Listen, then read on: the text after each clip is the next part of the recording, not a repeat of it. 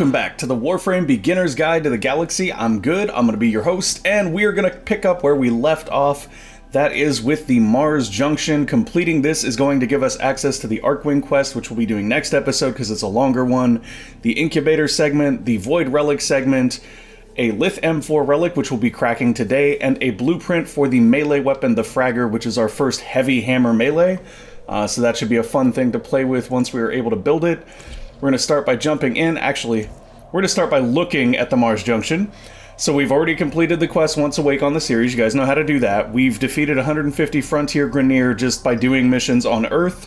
We've collected 500 Rubido just by doing missions on Earth. And then I've gone and completed Susai on Mercury, which is just a spy mission. You guys have seen me do one of those, so you kind of know the gist of how to get through those. So nothing new there, just simple things to get us to the Mars Junction. Let's go see which of the frames we'll be fighting a Spectre of here. I actually can't remember. Maybe this was the one that was Ember. If it is Ember, we're going to find out, and it's probably not going to be a fun experience. Ember's pretty awesome. Alrighty, here we go. We have our Taxon with us. We've got the Brayton. I didn't look at our mods and stuff. That hasn't changed a whole lot since the last episode. Why, hello there. Confront the Spectre. There is one thing I do need to show you guys when we get out of here, though. That's a Frost.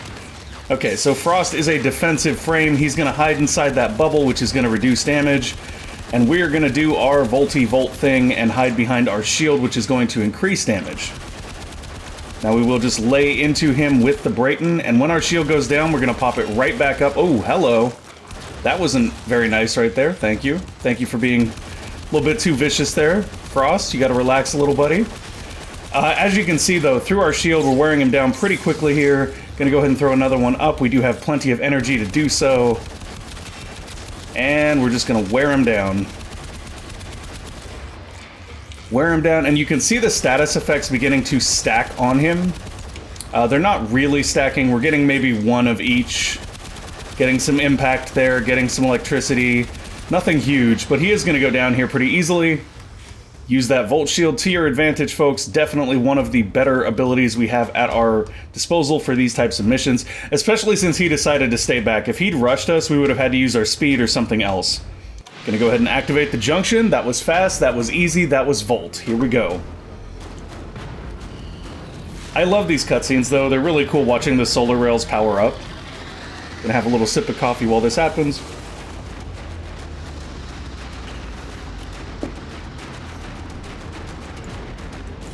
And now we get our rewards. Let's go ahead and take a look at all of these one more time. Access to the Arcwing quest. Oh, or not. Okay, game. Thank you. Here we go.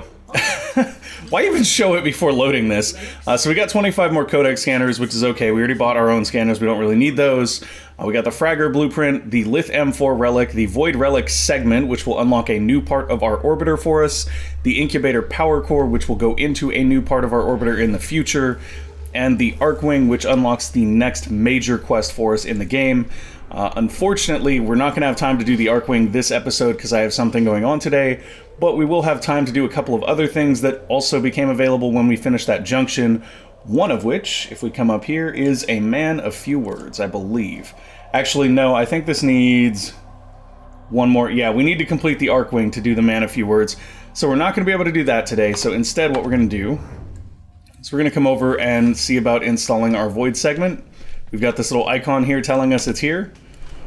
I told you we'd see this mechanic throughout. That doesn't go there, game. Void Relics. What a baffling... Don't mind that, guys. It's totally fine. We just jammed the Void Relic into the side where there is no segment slot, but it's fine. So Void Relics are a very, very cool mechanic. You may have seen people talking about primes or running around in prime versions of frames or using prime versions of weapons. And you may have wondered, well, how do I obtain primes? This is how. There we go. So Void Relics contain primes. If you click on a relic, you can see what is inside. You can see we have quite a few relics already. But for example here, if we were to take the Lith C4 into a relic mission, a fissure mission is what they're called, Void Fissures, you would have the chance to get a Paris Prime, Lower Limb, a Forma Blueprint, a Burston Prime Receiver, a Brayton Prime Stock, an Orthos Prime Blade, or a Chroma Prime Neuroptics. Now let's see if we can find a Prime Blueprint here. There we go, Mesa Prime Blueprint. If you look at this, you can see that the Mesa Prime Blueprint requires Mesa Prime Neuroptics, chassis, and system, much like we've been talking about with other frames. So in order to build Mesa Prime, you need to open relics to get the Mesa Prime Neuroptics, the Mesa Prime chassis, and the Mesa Prime systems, as well as the blueprint, build all of the Prime pieces, then the Prime frame. That being said, Mesa Prime, one of the best primes in the game, so if you want to farm a prime at all right now, that's a great one to go for. You can see here we also have Atlas Prime available right now, Death Cube Prime. Now I want to talk a little bit about the Rarity of Relics right here. So the stuff that you see right here in this top tier, these are common rewards from the relics. These are uncommon rewards right here, and then this is a rare reward, the Death Cube Prime. Now, down here we see Void Traces 0 out of 250. This will increase, the maximum will increase as you raise your mastery rank. In the meantime, though, basically what these are is these are things you get when you're doing a fissure, and I'll show you that in just a second, and you can spend them to upgrade a relic. And if you watch the bars below the common, uncommon, and rare here, if we go here, they get a little bit smaller for the common, a little bit bigger for the uncommon and rare, a little bit bigger for the uncommon and rare again, and then here is where we have the maximum chance of getting an uncommon or a rare. So if you're trying to get a rare relic in particular, you're going to want to take these to Radiant first, and you can do something called a rad share to ensure that you're going to potentially get what you want out of that. But we'll go into that in just a moment. Before we do, though, I want to show you guys one more thing. We do have access to another Orokin Reactor and another Orokin Catalyst. We got these from another Gifts of the Lotus event that was done this weekend. Once again, did not have access to those missions. What I did was I went into our Looking for Group channel here. That's this one right here. And I said, hey guys, new player here, can anybody take me through the Gift of the Lotus missions? I don't have access to the nodes, but I'd really like to get the Reactor, the Catalyst, and the Knit and Extract. And within a minute and a half, a guy messaged me and said, hey, you can come along with me. I haven't played in a long time, I'm just coming back. I'm not sure how good I am, but you're more than welcome to join me. And I joined him, and he took me through all 3 missions. And when I say took me through, the first mission was like level 50 to 60. We were not contributing much. So even in that instance where somebody drags you through, if you feel like you can't contribute much on damage, do what you can do as your Volty self and speed boost everyone, which is what I did. I speed boosted people, I put up damage shields that they could fire through, and I tried to contribute as much as I could while still obtaining those very, very valuable resources for us, which will allow us to really extend the range of our capability of improving our Volt, as well as whatever weapons we decide to push on with. Speaking of weapons, we should actually take a quick look here because I think the Brayton is done. It is, which means that I'm no longer gaining affinity from it, and now we should be looking at replacing it with something else. Now, the biggest problem with that at the moment is that we're going to have to build it, which means it's going to take a second. I really should have been more on top of this. We do have access to the Bolter, but we don't have the materials. We have access to the Gorgon, but once again, we do not have the materials. So what I think I'm going to do is I'm going to come over here and take us to the weapon category, primary weapons. There is a weapon I know for a fact that we can upgrade. Now, I want to say it's the Latron. We don't have the plastids for it, of course. Let's see what else we could potentially buy. Okay, so the Mark I Brayton here, you'll notice, is not mastered, and that's because the Mark I Brayton and the Brayton are 2 separate objects. So if we come into the Brayton, we can see that we've mastered that. The Mark I Brayton we have not mastered. This is a more basic version of the Brayton, and we have the weapon slots right now, so I'm just going to go ahead and purchase that for 1,500 credits. And in the meantime, I'm going to be keeping a mindful eye towards things we might want to build that we can then upgrade into other weapons. And I'm looking just off the top of my head here. I do have a list that I will include down in the comments, a spreadsheet that will tell you what weapons you can build that will build into other weapons. Actually, the Grakatas here are a very good option, and we are €1 away from building those. So I'm going to go ahead and not buy this because it is mastery locked at rank 5. I really wish that they would not. So hide mastered, hide items without a blueprint, hide owned. Sure. These new filters are something they've recently added in. They're quite nice. The main thing I was trying to do there is eliminate stuff that we can't actually build. So anything that's MR3 or lower we can build. And right here, it looks like our best bet is going to be just to stick with that Mark I Paris. We could also build the or I mean the Mark 1 Brayton. We could also build this actual Paris here, because we've capped out the Mark 1 Paris, but not the actual Paris. But once again, you'll note that we're missing plastids and nanospores, so until we can find a more reliable source of those, I think our best bet here is just to switch over to the Mark 1 Brayton and accept that we are maybe going to need to wait a second to build an efficient primary weapon. That being said, the bolter is something I know for a fact will upgrade into a better weapon for us later, so that's one you can keep an eye on and build if you need to. We're just one neuroed off of that too, so by the time we cap out the Mark 1 Brayton, we should have access to that. Our Bronco is rank 16, and our Mark 1 bow is getting close as well. So I'm going to throw some mods on the Brayton here real quick, and by some mods, I mean one mods. What one mod do we want to put on if we possibly can? Serration would be ideal here, but we can't actually fit a Serration right now because of the fact that we're only MR3, so we'll take a flawed Serration instead. That will give us just a little bit of damage there. We're also getting very close on melee weapons, so we may want to take a look over here and see which melee weapons we can pick up at our mastery rank. This should be a little bit easier. The melee weapons have sort of a much wider variety available early on. We do need nanospores for the Onkyros. We already own a blueprint for them, so that's not going to be a great option here. Dual Skanas, I believe, are pretty easy to build. They are, and these can be turned into something later, so we're going to go ahead and pick those up. And what we'll do is we'll just start that cooking before we run off and do our first relics. So we're going to come over here and hop into the melee section and start cooking a dual Skana. We could also cook the heat sword here, but if we cook the heat sword, it's probably going to be one that we just sell. So we'll get more out of doing the Skanas first. So we're cooking that for 11 hours, and when it's done, we will be able to take it out for a spin. That being said, we will probably have capped the bow by then. Now, if we come up here, this little icon right here is your Relics icon. So all of these missions that are currently available to do Relics on are locked to us, which means that we need to unlock the node if we want to actually access it. So what we're going to do is we're going to work towards Cervantes on Earth. It's generally a good idea to finish all of the nodes on a planet anyway, and the reason for that is that once you do finish all the nodes on a planet, I think we're pretty close right here. Yeah, we don't actually have the ability to do that one yet, but once you do finish all of the nodes on a single planet, what will end up happening is you'll gain access to... Interesting, so we could finish Mercury, so maybe I'll do that one so I can show you guys Nightmare missions.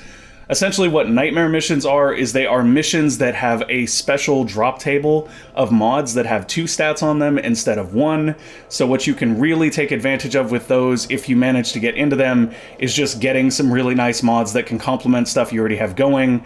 I just got one last night, for example, that is really, really good for pistols, and it increases the fire rate and the multi-shot of pistols. That's a really, really great double bonus. So we're going to work our way to Cervantes here so that we can do our first relic. I probably should have paid closer attention to what Everest is as a mission, but I have not looked at it. So we'll go ahead and skip the cinematic, and we will jump right in.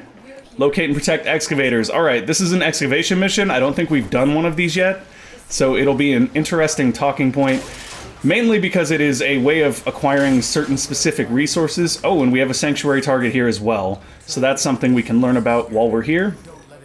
If we pull out our synthesis scanners, see these little traces of bytes or bits of data? Those will lead us to a sanctuary target, which we can then capture for Samaras to help us gain more reputation with Samaras, which will in turn allow us to buy things from Samaras' store, which we looked at on the last episode. So, let's go ahead and keep our scanner at the ready. I'm mainly using my melee weapon here so that I can keep my scanner out and effectively follow these trails, because the trails are going to lead us to the scanning target. Once we find them, they will be highlighted on the map, and while we're at it, we should kill this guy and pick up this battery cell here. These battery cells are a core part of the excavation gameplay. Come on, where's our trail? I may have lost our trail here, which is okay. You can always pick it back up by looking around. There's also a beeping sound that plays that kind of gives you an indicator of when you're looking the right direction. For the most part in these missions, you can kind of just continue on with your mission, and you'll eventually kind of stumble closer to the target anyway. They tend to place the targets closer to the actual mission so that you don't end up having to go completely off track to get them. And it looks like that is exactly what I've done, is gone completely off track. I missed a little twist here in the cave. Now we're heading the right direction. We're just going to go ahead and head to the first excavator, and then I will go ahead and check for our synthesis target. Bam, so we put a power cell in this that restores the shields of the excavator and keeps it running. You can see on the upper left, it has shields, it has health, and it has a power percentage, as well as a time. The time is the amount of time that that excavator is going to require in order to finish digging for the resources it's trying to gather. Our job is to protect it while it does that and to keep it powered. So certain enemies you'll see carrying power cells, you're going to want to kill them so that you can grab more power cells and repower the excavator. You do need to defend the excavator, but it's worth noting that if you put power cells in, it gives them a burst of shields, so as long as you're not away from them for too long, you're probably going to be okay, especially if you happen to snag a power cell while you're away, like this. And if you get it up to 100% power, it gives you a little bit more breathing room to kind of mess around and do stuff. That was not what I was trying to do. I was trying to pull out our Brayton and take some shots on these guys, but the reality is I still have our synthesizer equipped. If you want to switch back from your synthesizer or your synthesis scanner to your weapons, you need to press F on the keyboard. I'm not sure what it is on the consoles, but if you play on the consoles, I'm sure you can figure it out. It's the weapon swap button. We're just going to keep breaking these guys down. 6% power here, so that means we need to be looking at getting another cell, which fortunately we have right there from taking out those guys. Beautiful. And if we really, really need the extra juice, we can just go ahead and shock some people. There's no harm or foul in shocking people with Volt. Well, at least not for us. There's a lot of harm for them, but we're okay with that. Just a little bit. So, powered up to full. We just need to wait it out 3 more seconds and this should be done. In the meantime, I'm going to pull my synthesis scanner out and see if I can find our trail. I'm not seeing it anywhere, which is actually surprising to me. Normally, you'd catch wind of it. I think that's okay. What we're going to end up doing is just pushing on to our next objective, or is that it? Oh, that's it. The game is like, well, you've done one, you can leave now. So leaving now is definitely an option, but we can also figure out where we're supposed to go for this synthesis scan. Trying to look for those trails. I'm not seeing them a whole lot. We do know that if we go back this way towards the entrance, we can probably find that. There we go. There's some right there. So that is the trick, is you just have to find more of the trails. And if you line up with it, you can literally just walk the same direction that it's going and keep your synthesis scanner up, and you should be able to find the next trail. So I'm looking... Seem to be sending us over this direction. But where to now, game? Where to now? Well, we've got another excavator down, so we might as well let that go. It is worth noting that the number of excavators you complete is what controls what kind of reward you get. And while we're not really focusing on the excavator here, we can probably do one more while we try to find the synthesis target. Sometimes the synthesis targets can get frustrating. Trying to actually locate them is not always the easiest thing. For some reason, this one is giving me trouble. Normally, it's not too bad. Normally, it's pretty easy to follow the trail, but in this case, the trail goes kind of cold here. I do feel like we're probably heading in the right direction, though.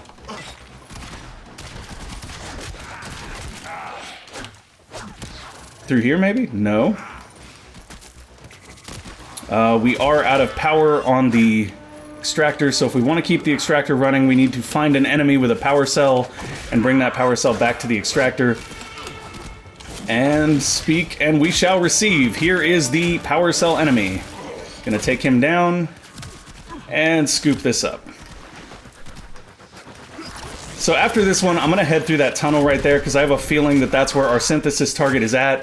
If we don't find them soon, though, I'm probably just gonna move on to the next mission so that we can get to Void Relics this time, because Void Relics are very, very fun mechanic. They're one of the things I do the most when I just have free open time where I'm not really trying to do any other type of progression. It's sort of my favorite fallback progression mode, and that's because for me, part of the fun of the game is collecting all of the primes. If that's something you're into, if you gotta catch all the frames, then that's how you do it, is by breaking those relics open as quickly as you can. It is also worth noting that from time to time, DE will vault a set of primes, which means they will no longer be accessible via the relic system. And in that situation, you will not be able to obtain them. So what I like to do is I make a priority of getting the relics, or the prime parts that will soon be vaulted, So if you're wondering what that is, right now the next things that should be vaulted based upon the timeline, and this is not guaranteed, this is just following the timeline that has been, you know, suggested by DE, is Chroma Prime, Rubico Prime, and what was the melee's? Gram Prime, that's right. So Gram Prime is a really, really great two-handed sword. You definitely want to get that if you like swinging big swords before it goes into the vault. There we go. 2 digs completed, so we got a credit cache for that one. And now we're going to move on this way, and we're going to pull our synthesis scanner out and hope that we are headed the right direction. If we're not, it's okay though. We'll just move towards the exit, because I don't want to spend all day hunting a synthesis target when we're trying to get over to doing some relics.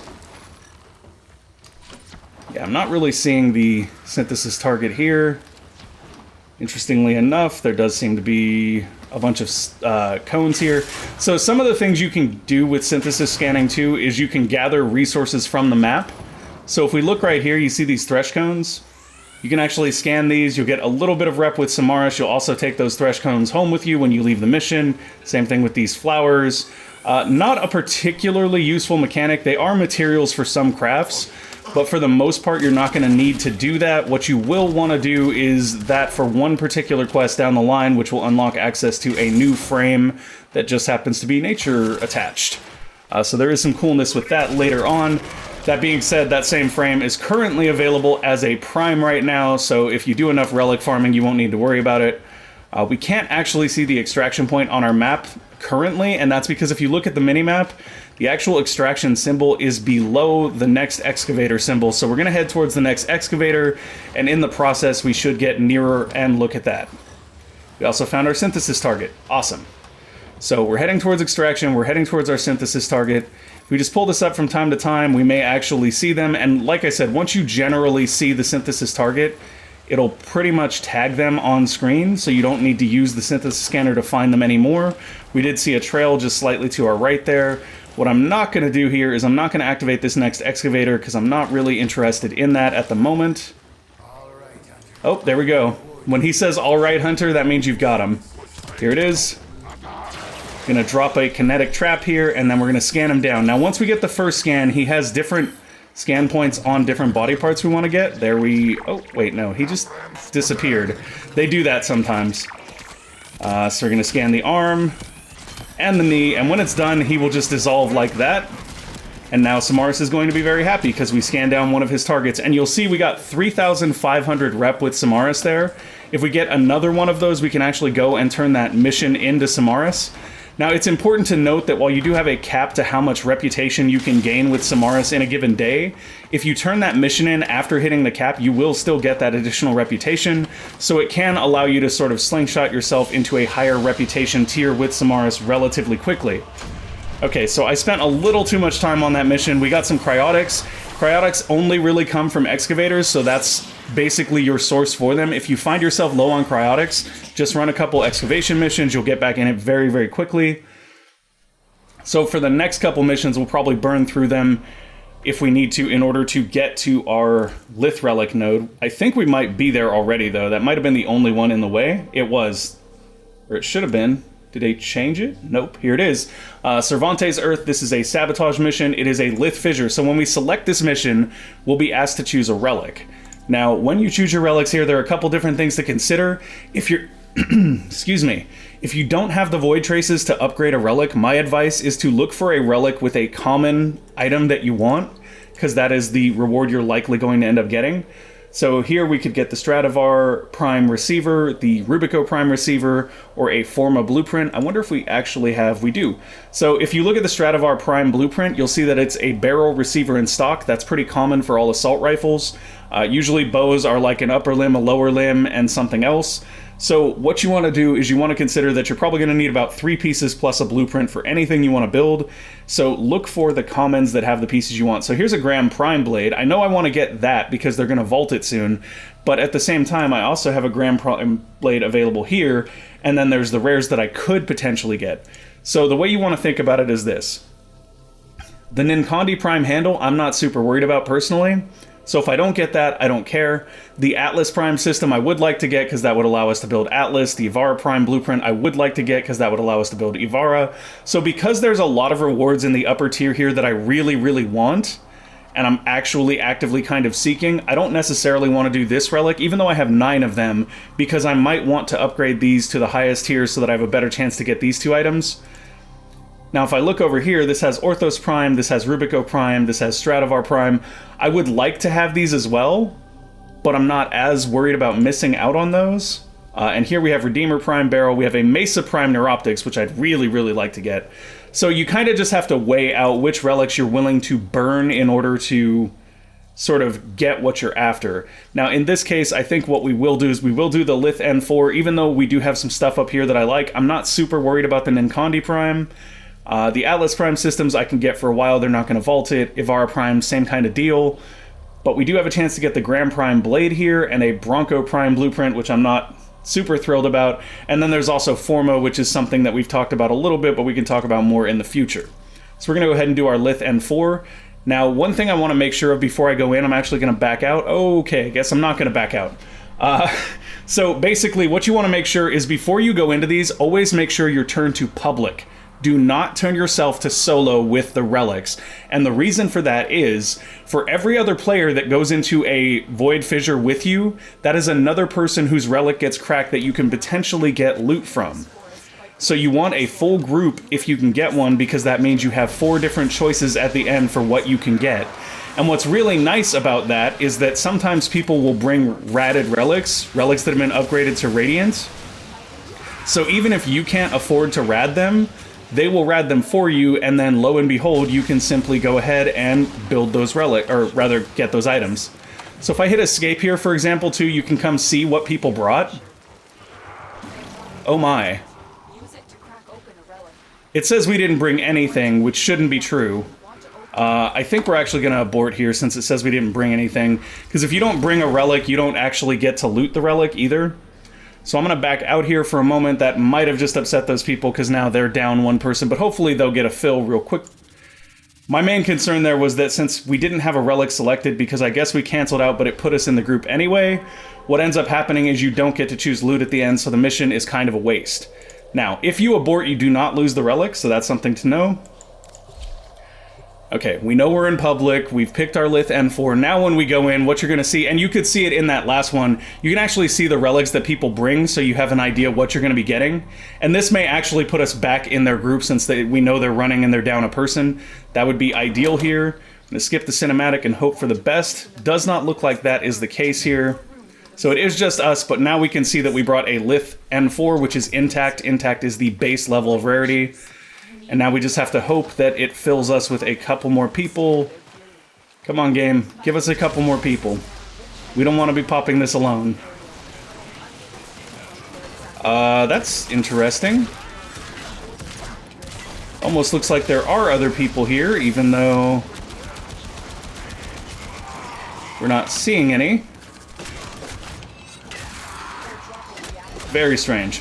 That may just be the Void Fissure effect that I'm assuming is somebody else's ability. There we go. Okay. So we're loading back in, and look at this. Lith C6 Radiant, Lith C6 Radiant. So we are in a group that gives us a chance at 2 Radiant rewards, even though we ourselves only brought an intact. That is a very, very nice thing for us, not so nice for the other people. Now, don't worry about upsetting people because you didn't bring a Radiant. It's not expected when you're doing a regular public fissure like this. There is a way to specifically do fissures if you want everybody to bring a Radiant, and more importantly, a specific Radiant. So for example, let's say that you wanted to get the Mesa Prime Neuroptics and you knew that that was in Lith C6. You could go into the looking for group channel and say looking for Lith C6 Relic Rad Share, and what a Rad Share is it's when players put together a group of 4 people who are bringing the exact same Radiant Relic. That way the chance of getting the rare from that relic is 4 times higher than if you just went in and ratted it yourself. It is a very efficient way to gain specific parts that you're looking for, although there are no guarantees, and quite often what will end up happening is you will go in with 4 other people and you will all not get the thing you wanted. That can happen. Don't get too upset if it does. just plan another rad share. In fact, what's really beneficial is if you can have a couple of that relic ready and ratted, sometimes you can ask the same group, hey, does anybody else have another one? Do you want to keep going? And that way you have a faster rad share for your second one and potentially your third one. Usually by the fourth rad share, you'll get what you're after no matter how high the rarity is, in my experience. And that's only in really bad cases. In a lot of cases, I'll get it on the first or second try, but in rare cases, we've done 5 or 6, so it just depends on your luck, which is not actually a stat in the game you can boost or anything, so you just kind of got to deal with it. Now, if you look in our upper left corner here, you can see that we have 10 out of 10 reactant collected. The reactant that we collect is actually void traces, so that means we got 10 void traces from this mission by default. We will get more at the end as a bonus for completing the mission. We will also get an additional bonus of void traces if somebody picks the item from our relic. So what that means is if you do bring a ratted relic in and you end up getting a rare loot and somebody else just brought an intact but they pick your item that they want to keep, what will end up happening is you will get bonus void traces for that, which makes it easier for you to rad your next relic. So it's kind of a nice system where you get rewarded if you bring the heftier item or the heftier relic in. That being said, it is entirely possible that somebody else brings a ratted relic in and you bring an intact, but then you get the rare item out of your intact. That happens sometimes, and when it does happen, they may pick your relic and then you'll get additional void traces for it. But I will show you guys more about that when we get to the reward screen for this. For right now, we just need to finish this mission in order to get out. And that's it. So now we're heading to our extraction point. Simple and quick. Don't mind the dog shake in the background. Rolly, rolly, rolly. Let's go. Might even speed boost our team here. I probably could have been speed boosting more throughout, but I was basically trying to explain the relic system. Okay. Here we go. We are at the exit, and soon we will get to pick our reward. It is worth noting that if you do survival or defense, the infinite modes, you can choose to stay and keep opening relics. Ooh. Hello. Yeah, I'm going to go with the Cernos Prime Blueprint. Another thing to note is that each of the objects in these relics say can be exchanged for a certain number of ducats. You can see that on the tooltip right there. Ducats are a special currency that you can use with a vendor named Baro Takir that comes to town like once every 3 days. It's either once every 3 days or once a week. And Baro Takir contains special things in his shop that you can only buy with ducats. Those things might be special primed mods, which are very, very powerful variants of mods.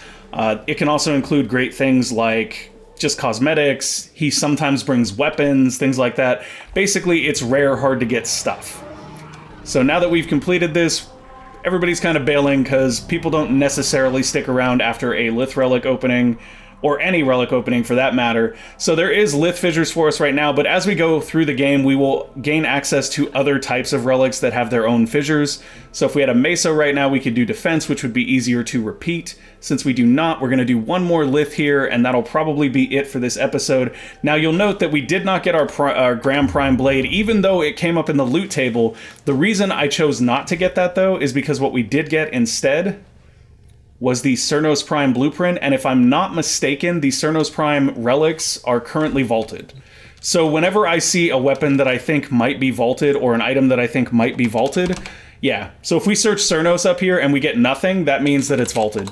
Now on the other hand, if I was to type Gram up here, I would get to see every single relic that has a Gram part in it. This is a very efficient way to figure out what relics you want to go after and how you want to crack them.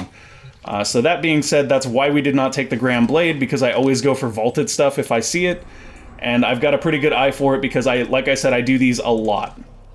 So we're going to do one more Lith N4, and that'll probably be it for this episode. I'm sure you want to equip Lith N4 for this mission. It will be consumed. That's fine. Let's do it. Maybe we get lucky and somebody else uses another vaulted relic. That always blows my mind. Like, so I have a couple of vaulted relics from the last vaulting they did, and they're relics that contain parts for Limbo Prime, Destreza Prime, and Piranha Prime. And I hoard them and hold on to them because my thought process is that I can crack them later and potentially sell those parts for a lot of plat to other players because they're not easy to obtain anymore. So it always blows my mind when I see people using like long vaulted relics in a public void fissure. I'm just like, all right, I will take that. Thank you very much. You're awesome. I love you. Okay, so we're going to turn our speed boost on here. We're going to be a better Volt this time. We're going to help out a lot more. Let's go. Take these guys down. All Alright, there is a Void Trace back here. I'm going to make sure I scoop up. There is another Void Trace here I want to scoop up. Now, another thing to keep in mind about these Void Traces as well is that when you scoop them up, you do gain the Void Traces, so if you have any sort of resource booster, if you have a booster for 3 days or whatever that you got from your daily login that doubles the amount of resources that you pick up off the ground, you will get double traces. This means that if you have a resource booster active, it is a very, very good time to be farming those relics. Oh, we got a Fatal Attraction mod. Not anything super good, but it is interesting. I don't think we had one of those before. And we're just going to keep on pushing forward to the sabotage point while keeping our eyes open for Void Traces here. That was the wrong button. I was trying to speed boost everyone. Mistakes were made, guys. Mistakes were made. So now everybody's got a nice speed boost to help them get further forward. And we're just going to drop in, take these guys out, grab a Void Trace in the process. There's another one. We are 1 trace out from being complete. Ooh, what frame is that? That is a very cool looking frame. Oh, it's Banshee. That's Banshee. Okay. That explains why I didn't immediately recognize her. Banshee's another one of the frames that I have not had the chance to take out myself yet. I actually have her on my main account cooked into Foundry waiting to go, but I haven't dedicated a slot to her because I found out that even though it's vaulted, there is a Banshee Prime. So, the way I tend to collect frames in order to maximize my Warframe slots is if there's a Prime variant, I will collect the Prime variant of it. If there is no Prime variant available, I will get the regular variant of it. Like, currently I have a regular variant Vauban because I didn't realize there was a Vauban Prime. There is, though, so once Vauban Prime becomes accessible to me, whether that is when it's unvaulted or just becomes available to me by some other means, I will probably sell Vauban and keep the Vauban Prime instead to maximize the usage of my slots. I don't see any reason to keep both the regular variant and the Prime variant personally.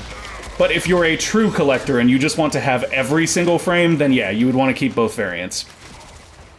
I'm a snob collector. I only want the Prime variants. I want all the Primes. And I'll tell you this much, I have so far not been disappointed very often by Primes, whether they be weapons, whether they be frames. They're very, very good. The Prime frames, it doesn't make a huge difference. They just have slightly better stats. They do come with some pre-installed Forma, though, which actually increases the capacity that they'll have when you cap them out by quite a bit and makes them a lot stronger than their base frames would be without you basically leveling them over and over again, because when you apply a Forma, it sets their rank back to 0.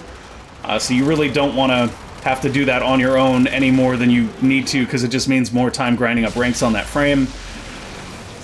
So yeah, I like my Primes. The only Prime I've gotten so far that I'm honestly, like, really kind of disappointed with is the Brayton Prime, and I strongly suspect that that is because it is one of the probably first Primes that was released in the game, since it's one of the first weapons you get. That being said, the only reason I'm disappointed with it is not because it's not a functional weapon. I'm disappointed with it primarily because it does not have any Forma when you get it, and I was like, what is this? What is this? Primes come with Forma. This is why Primes are awesome. No Prime, or no Formas on the Brayton Prime, just so you guys know. That being said, I think the Brayton Prime also doesn't really have a great crit rate or a great status rate. Usually when you get Prime weapons, what you'll note about them is they'll either have a really high base crit rate, or they have a really high base status rate, or in some rare cases they'll have both, which is really good, because at that point you can build a hybrid build. Why, hello there, friend. Let me dance for you. Okay, Worm Prime Cerebrum. This is another potentially vaulted object, because I've not seen one before, but we also have the Gram Prime available to us. Worm Prime is... I'm going to take the Gram Prime Blade here. So the reason I'm taking the Gram Prime Blade over the Worm Prime Cerebrus is because that is for a companion, the Worm Companion. The chance of us putting together all of those vaulted pieces is pretty slim, and it's not, to me, worth the trade of the Gram Prime. Because if we get the Gram Prime, it'll be a long time before we can use it. You can see there's our Void Traces. We got 23 that mission. So we got 10 for opening our Relic. Probably doubles it, and then I don't know where the other 3 would come from, frankly. Like, it's honestly hard to tell where all your Void Traces come from, but we know we got 23, and if we come down here now, and we take a look at our... I'm going to leave group real quick. Yeah. If we come down here and we take a look at our Void Relics, and we click on one of them and go to refine them. We can see we have 38 relics, or 38 traces.